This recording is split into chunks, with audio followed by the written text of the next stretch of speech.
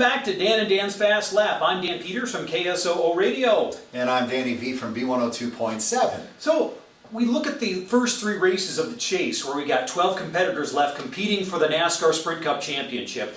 Anything, Dan, stand out to you from those first three races? You know, I think if you look back, it kind of fell the way we kind of thought it would. Some of the weaker drivers, Chris Buescher, had some trouble, etc. So I think the big surprise in the first three was maybe the Kyle Larson. Mechanical issues can come up and jump you, and therefore missed it. But he had some speed, had a good race car, good team. I think the kid's going to be back in the chase next year. But I think everything fell out the way it should. Yeah, in those first three races, I think it was Martin Truex, of course, who won two races, and Kevin Harvick and Jimmie Johnson were the fastest cars consistently through that first round. Who said they showed that they have wow speed during those first three races. Yeah. But Jimmie Johnson's inability to close the deal also is one of those things that stands out, because you don't think that Jimmie Johnson, when he has a chance that he's going to make mistakes or his team's going to make mistakes, they're going to step up to the challenge every time, and they didn't. Well, fortunately for the 48 and Chad Knaus, they have some good tracks for them coming up, and I think he's got a little momentum.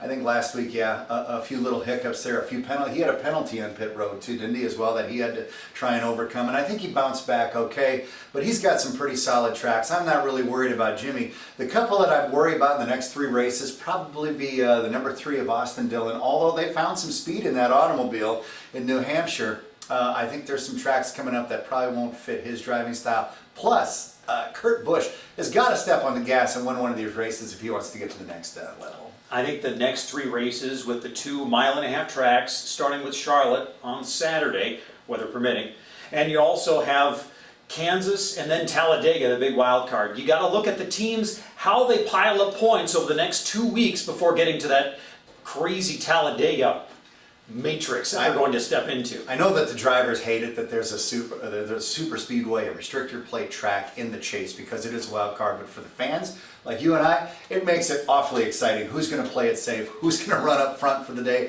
Who's going to fall back and plan some strategy? I think it plays into a very, very exciting chase format. Now we get to Charlotte. Who do you like this week?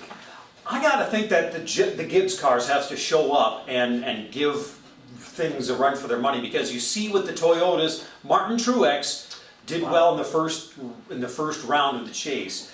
Now I think I'm going to look at Carl Edwards to step up and get a big win at Charlotte this weekend. He's going to have to, because Carl's had some bad luck, and I want to see him go to the finals, but he needs to have a good race. I hate to hang my hat on that 78 team right now, but they are I don't know if I've seen a more dominant car that is completely on fire as that team right now.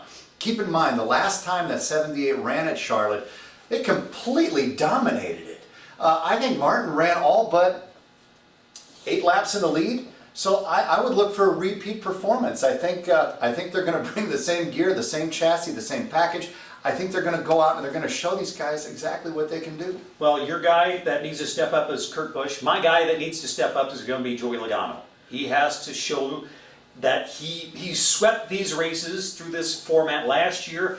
We got to see something out of him, or he's going to be done in the championship format. And speaking of drivers on fire, I know we got to wrap this up, but a guy on fire right now, great momentum, is Kasey Kahne. And coming up on Charlotte, one of his best tracks. So look for him to factor in too. Is he going to play a spoiler for some of these guys? Well, we'll see if we get that crasher in more than one sense of the word. Thanks for joining us on Dan and Dan's Fast Lap.